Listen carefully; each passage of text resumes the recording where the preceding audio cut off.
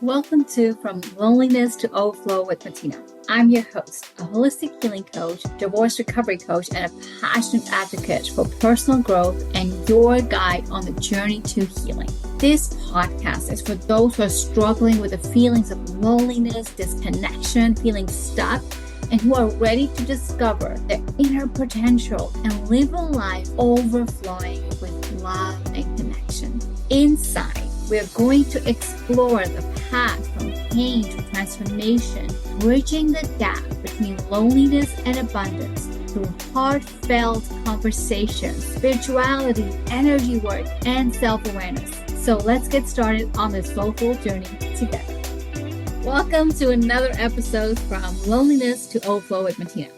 Today's guest is going to be magical because it's really about holding space for another person, guiding them in their process, holding love, not the love that we talk about in the day-to-day life, but the love as a frequency of love, the love that encompasses everything in our lives, the nature, everything around us truly is built from love. And I can't wait to hear more and talk more about that with the beautiful guest, Shay. Shay, welcome. Thank you, Matina. I really appreciate you having me here today.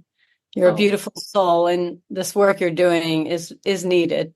I appreciate you for saying that, and I receive you with open arms because I know this conversation is going to be magical. Before we really step into the conversation, please tell our listeners about you. Well, my name is Shay Walker, and most of all, I would say that I am a lover. I'm a lover of God, a lover of life, a lover of people. And my husband and I, we live in the North Georgia mountains in the United States. It's where we make our home. He's a writer. I'm a coach. And basically, we're living our best lives on the way to our highest life. We say that to each other constantly. Oh, I love that. It's a choice that you both consciously are making every single day by saying it over and over again. How beautiful is that? Oh, awesome. I love it. I can't wait to hear from what your journey has been because I already know from our first conversation what that led into. So I can't wait to share this with everyone listening. So let's start with the very first connected question, which is what led you to go from your loneliness or disconnection moment into the overflow that you're living right now? Well, Matina, I think as happens with many others, it's not something we would ever choose. It was definitely a crisis in life when I lost my mother tragically 7 years ago. And that was a real wake up moment for me as far as who am I? Where do I want to go? What do I want to do? She had been my anchor really in this earth. I've always been very spiritually minded and in that spirit space, and that can tend to be a very lonely space in itself because you're seeking where a lot of people around you may not be, and you find yourself seemingly a little isolated. And so being kind of in this earth was not as easy for me as maybe for some people. And my mother was my first spiritual guide. I followed her and she led me beautifully and she made me feel like I was connected. So at the loss of her, it really was a loss of the life I had known up to that point. And that's where it began for sure. That was the point of me just having to find myself, find my way. Yeah. It's so tragical how loss just uproots us and makes us feel like that we're not grounded, that we don't know where to go, that we don't know what we want in life even. So as you lost your mom and you started this journey of grief, because that's really what you're sharing grief that you were experiencing, not only about losing her, but also yourself. Yes, absolutely. And that's something you can't really realize until the moment, when someone who is very much in your central core identity is taken from your life, you can't really comprehend that till that happens. And then you're sort of in this altered state which is extremely isolated. You're around people, but you feel totally alone. You want to talk, but you can't. I mean, it's It's a very isolated space that people find themselves in, almost like they're on another planet trying to reach Earth, but they're still having to go through daily functions, and they just don't know how to function. And that's where I found myself. And I had to find my way out. My soul was just like, I'm not dying here, because it was a real death process for me. And it actually was a 2 year long process, because my whole life was just, I lived, with my parents. I was helping her. And at the end, walking everything through. So it was an extreme experience for me. Mhm. And honestly, it was the only, maybe one of the only things that could shake me at that level, to Yeah. help me get down to the deepest place I needed to get, to be in my true purpose, to find out who am I, not what I'm told I am, not what I've made myself to be, not what society or, life around us communicates to us to be in order to survive, but who am I at my core. So that's Mhm. when the journey began. And thank you for sharing that that journey was not an overnight journey. It really took 2 years. And when you put 2 years in perspective of grief and pain and loss into now being into that space of discovery and now being that space of, okay, who am I then? And Mhm. where do I go to next? As you start asking those questions, what were the answers or what was the guidance that you were receiving to step into the next version of you? The guidance, that's a very good question. It really came, it's been a step by step, and it's been many different modalities. The guidance came into my heart. I would know what was the next thing I had to do. And it wasn't always comfortable and it wasn't always clear, but it was sort of like, this is the choice to make. It began with doing functional medicine to try to heal my body, my gut. 2 years of grief, it takes a toll on your body. Yeah. So I began to work with that to clear up my mind. And then, because I was in such a state of everything was new, anything could be, there was no pattern anymore for me to follow. That helped me to, when you're desperate and you're hungry and you need, then the things just sort of come to you, and you get to say yes, you get to say no. But I chose to do the hard work. I chose to go into, ask the hard questions. And that was, led me into inner child work at the very beginning. That was a real starting point for me to heal internally in my mind and my emotions and so on, to get to the root of what's really going on here. It was a wake up for me to see where the original traumas had happened in my inside as a child. We lost our home when I was 9 years old, and we pretty much lost everything that was our life that I had known. And those things you think this is just normal life. You don't think this is a trauma, because it's not like major big T. Well, I guess it is a big T trauma, but you don't think that, but in a situation like this, it was my time and opportunity, and that silence and that nothingness, to get down, to ask the questions, to get down and to be honest, and to face the things that a lot of times you just aren't almost able to face. But Yeah. the pattern was broken. Mm-hmm. So Mm-hmm. And I love the fact that you say trauma, because trauma can mean so many different things to so many different people. And it it's does not need to be like a war before you can call it trauma. It can absolutely be a war in your head. And for every person, it's going to be different. Every person is going to attract different things. I know you have siblings, so all of them experience that shift at 9 year old in a different way. yeah, Some expected or held more on to that trauma than others, right? Like it's also our 100%. personality that Yeah. just guides us as to, okay, this means something, this does not mean something. This I hold on to, this I can't let go of. So it is so important to recognize, and I'm thank you for saying this, that trauma is different. And it doesn't need to be with a big T that the world perceives, Mhm. but it's how we perceive it. So now you recognize, as you do the inner child work, that that was something, a pivotal point in your life that shifted things for you energetically. With all of the discoveries that you did for yourself, what did that mean into this lifetime and in this moment now as an adult? Well, what that meant was, I was constantly living in a life where I was trying to not lose anything. I was trying to hold on and to find connection, but I had already a kind of a deep sense of disconnection, just from more of the way that I have been on the earth, being more in spirit, not as much on the earth. So to have something that rooted me shaken out at the beginning kind of created a little bit of a pattern. Then when it broke big time, then I began to try to, go on the journey of finding a way to be okay here on this earth without anchoring into someone or something else. Because it became, you mentioned my family. There were 8 children in my family, and we're very, very close, loving family. So that's another thing where people won't always recognize what they've been through, because they're like, I don't have a right to complain. I had a big loving family. But it doesn't matter. We don't need to justify, and we don't need to look at ourselves from the outside. We can be honest and true and hold our experience as valid and important. And Yeah. it was different. It was different for each and every one of us. But at the loss of my mother, my whole family did scatter to find their way to make it without, this cornerstone of our family. And so I was still living in the home, and my father at that point, my precious father, he was done. He didn't want to be here anymore. She was the light and life, and for him. So Yeah.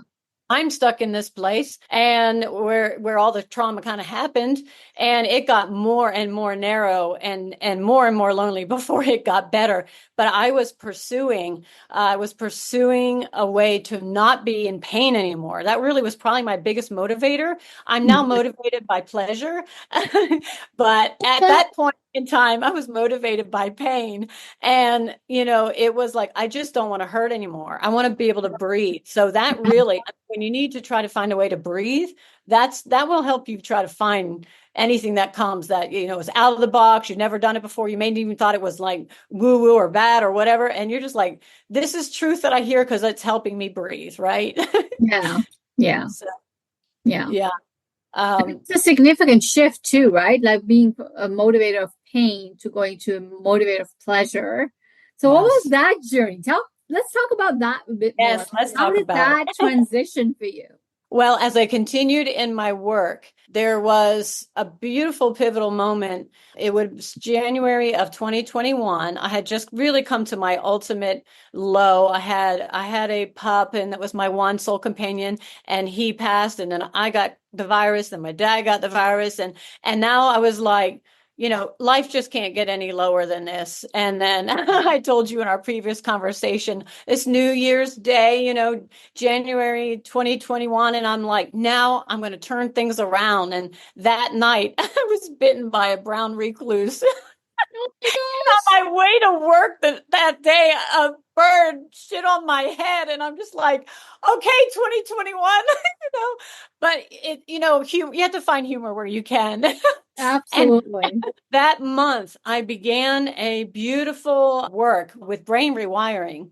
Mhm. And my sister actually is a brain rewiring coach, and we worked together for 3 months. And most of it was my own work that I did with myself. And that time was the time where I chose, what I wanted to work on, get to the root. I knew what I needed was to find value, worth, and self-love, and to be able to find that root within myself, because each and every one of us we're unique individuals, and we each carry a very unique expression of God on the inside of us. And so if we can get to the root of who we are and connect with that, then we will just naturally live out in our purpose. So that journey of getting to the root of my own self-love and accepting that I am the only me, so therefore I'm worthy to be me.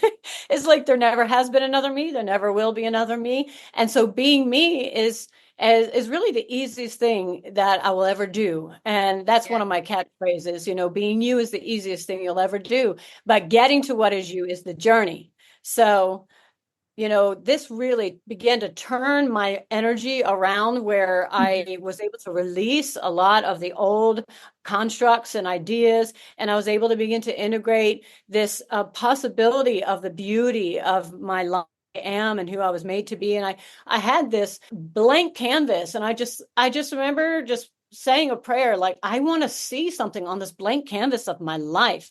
And this was really a turning point. And because I began to just kind of create that, I would just see into my future and dream and envision this life that was coming. And it was all in my heart anyway, but I was giving it space to come up and to come out and to express.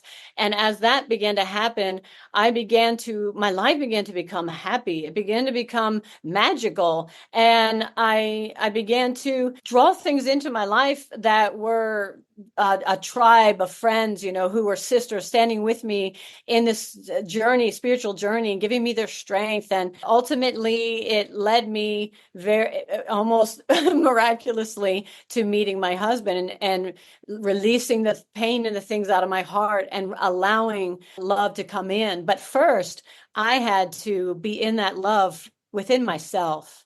And that made me a perfect match for such a love to come into my life. I love that because when we get to love ourselves from a way and in a manner that we are not hard on ourselves, that we're just holding space and grace for us, and we're just being in that beautiful frequency of receivership, now anyone coming into your life can only enhance that.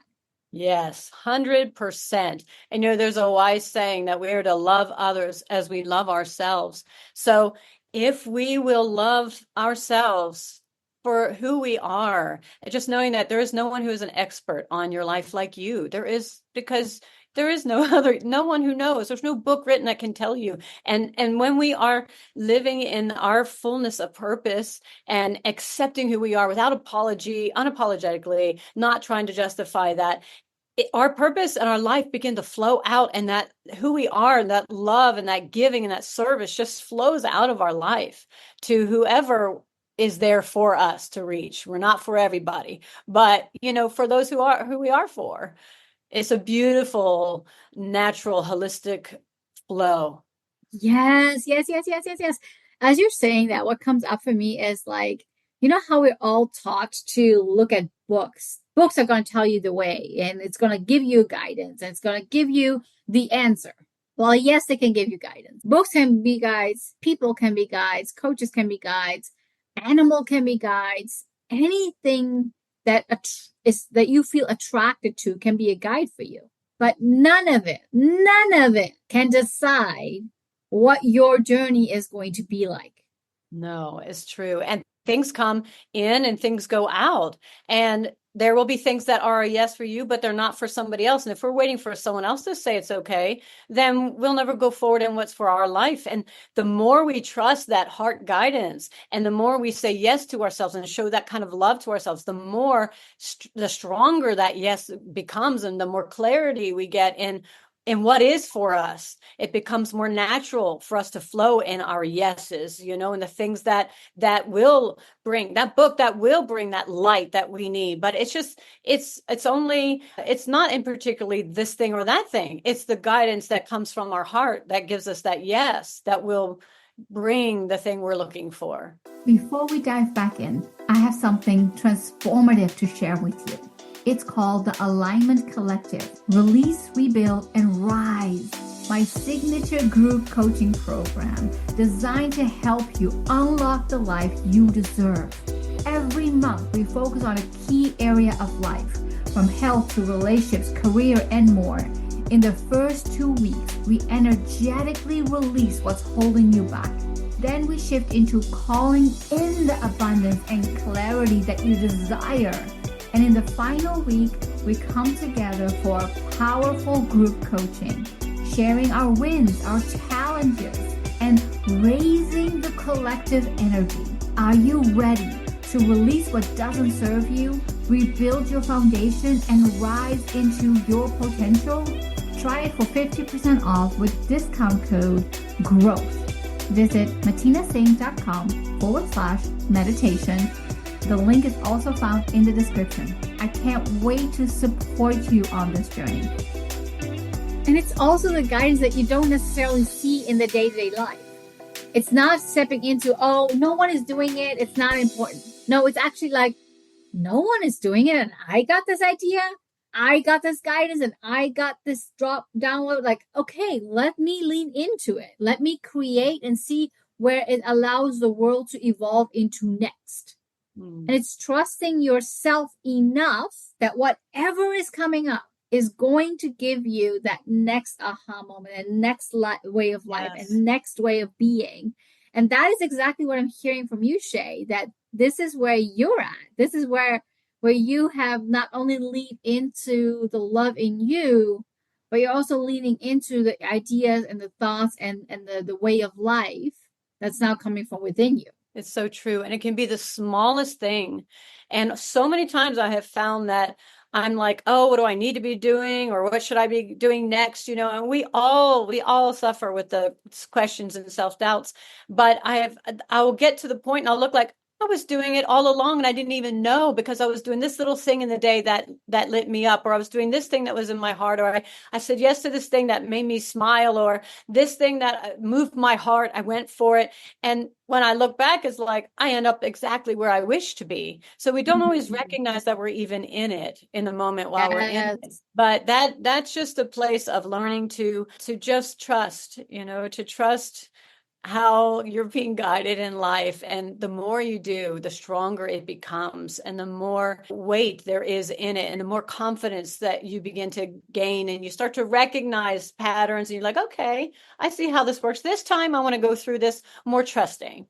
That's sort of I've learned the hard way a lot of times in life. I got to where I was going to go, but man, I suffered all the way through. I don't want to suffer all the way through next time. Okay, so I know it's going to end okay because it did ultimately in this area. So I'm going to, walk it through with more happiness, more grace for myself, more kindness, create a better atmosphere for myself in my mind and my body and my. Yes, yes, yes, yes. It's so important, right? It's so important to love ourselves. It's so important to see the love frequency from a different angle. How would you describe love? How would I describe love? Well, I would say God is love. It's the source of all things. Mm, And we were made from that very essence. And so it's the most natural thing, actually. It's against nature to not love and be loving and kind. And so loving is really kind of waking up and remembering. It's realizing what's really true and how things really are. And there's so much around us, life experience, just the society. It's just constantly working in a different frequency that constantly, makes us feel the fight or flight, not safe, gotta survive, whatever, all those things that get triggered. But love is always there. It's in, I mean, there was this review I'd seen, and probably need to research it to double check it, but they were scientifically able to check the frequency within trees. And when they were checking that frequency that it was giving off, it was the same frequency as love frequency, as the same measure as they could measure it. And I'm just like, everything is like coded with a love letter, with a love message, and is just giving off love. So we can look for it and draw it in and receive it from all yeah, kinds of places. yeah. I feel my heart opening up right now. It's just like, It's a beautiful way to live with a heart open. And that's another thing, because life will cause us to close up and retract our hearts because we don't oh feel yeah, safe, scared, even of a good thing. Oh, but it's change and it doesn't sound familiar. But the beautiful thing is when we will just let our hearts be open and let that flow out and let life flow in and stop trying to measure it ahead of time and just gain the tools to process when things happen, but not try to pre-do it. That's just been a big lesson for me. yeah. And just letting that happen, then your life, things just start to flow into your life that fit right into what you desire and to your purpose and why you're here. And life just starts to flow organically. And I know this is how you met your husband too. Yes, 100%. It's Yeah, I true. had a major healing moment with one of my tribe members, and she helped me I basically went to her house and said, it's time, I'm ready. Before, sometimes people try to rush their healing, and I would not advise it. Don't be hard on yourself. Trust the timing. When it comes up, it's ready. If it isn't coming up, it's not ready. And I knew on that day, it was Labor Day weekend. I knew that the pain was ready to get out of my heart from all this, from the grief and the loss. I've been working and healing so much, and I'm like, I can get it out now without shattering into a million pieces. So I Mhm. went and we had a time together where she just kind of helped me through. And when that happened and that pain released out of my heart, I felt this beautiful golden, like streams of love coming into my heart. It actually felt like my heart was being lifted up. And it was just this golden stream of love into my heart. And it just continued for hours. I came home and I just laid down, and just hours. It was like my cells were being transfused with just love was coming into my cells, and total healing and rebooting. Our cells even hold memory, cellular memory. They hold our Yes. memory well. And it was just healing even the memory in my cells. And I had an appointment to go work at a vineyard to harvest some grapes. Worked in the wine industry for quite a while here in Georgia. And I had only 2 hours of sleep. I was like, should I go? And I'm like, yeah, I'm going to go. Why not? It's just going to be fun out in nature. It's one of my favorite things. So I went, and was there working and harvesting with a friend of mine who I'd met in January already, but we were just friends. And all of a sudden, in that day, as we harvested and worked together, I started feeling this like buzzing connection between us. It was like bzz, this energetic connection. I'm like, what in the world is happening? Oh my gosh, can everybody hear this and see this? And by the end of that day, we were talking, and I was like, I can't even take this anymore. And I almost couldn't even hear the words that he was saying. And finally, I'm just like, can I kiss you? I had to close the energetic loop. I was just like, I can't take this. I can't even hear you anymore. And he was like, absolutely. So we were like, and he was like, how did we go from let's be friends to can I kiss you? And I was like, well, that's a journey, and I'll have to tell you that another time. But it was like, I mean, from hours from the time my heart fully opened and Mhm. healed, it's like love could just stepped in. So yeah, that's my beautiful magical story. I love that because it is indeed when we are ready. And there's no timeline that you're not missing out on anything. You're not behind on anything. Mm. It is going to happen, but it's you trusting you first, That is so powerful what loving you you said. first. Yes, and the timeline and missing out, that's vital, because Mhm. so many times we're feeling like we're missing something. I'm 51 years old, and so much is just beginning. But here's the thing, there really is no time. It's just a construct. So there is a redeeming of time. And when we are in the right place, in the right moment, it's as if we've never lost time. And it's like so much comes in, so much such fullness that it's like you never missed or lacked anything. So there is beautiful abundance within each and every one of us. And the more we come into that trueness of who we are and into our heart, into our purpose for why we're here on this earth, the more we come into the abundance, because we are made abundant. Mm-hmm.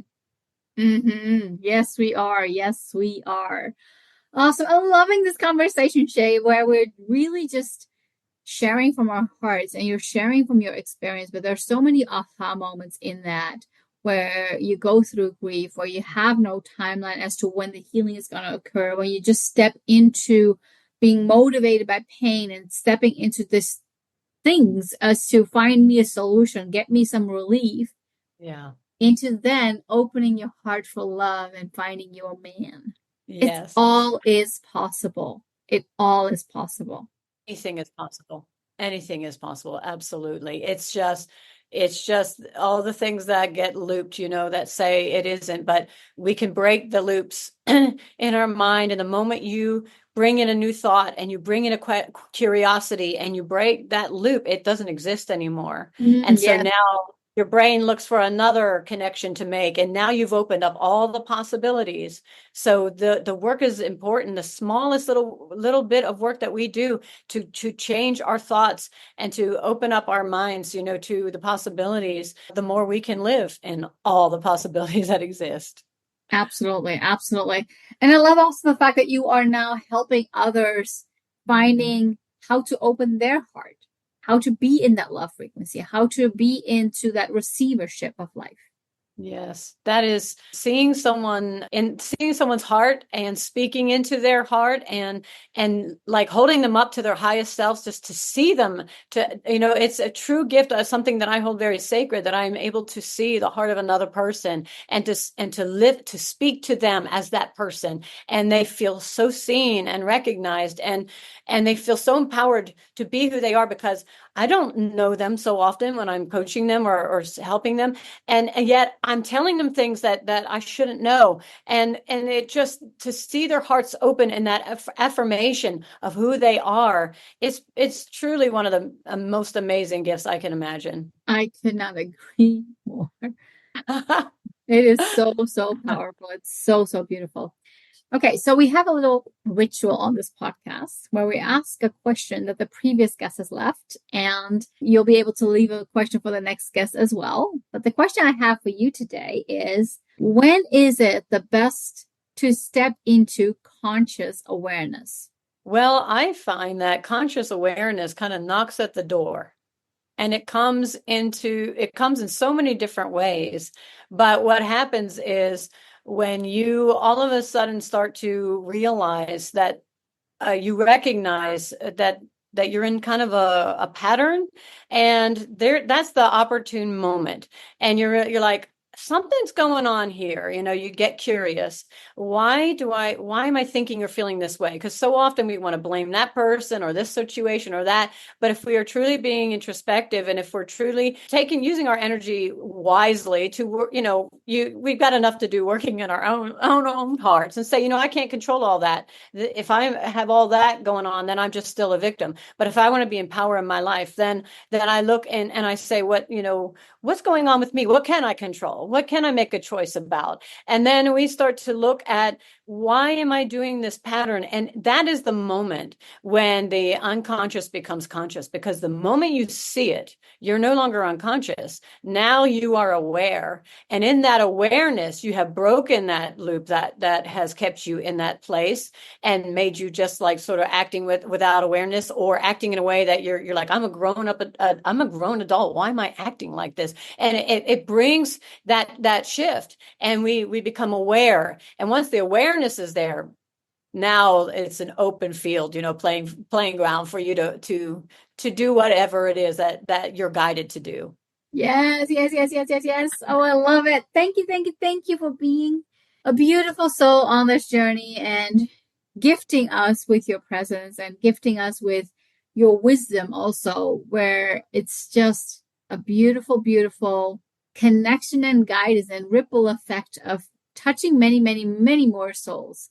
So thank you once again for being on the podcast, and I can't wait to hear what our listeners have to say about this, and about your journey, and about your strength, and about what you do in this world right now. Thank you.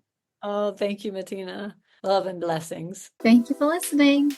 I hope this episode has helped you to feel less alone in finding tools towards a life which is overflowing with love and purpose. If you enjoyed the episode, please take a second to rate and review. Each review helps us to reach more individuals who are seeking healing and personal growth just like you. And don't forget to take a screenshot and share your aha moments on your Instagram stories, and tag me, Matina. See you next week. Take care.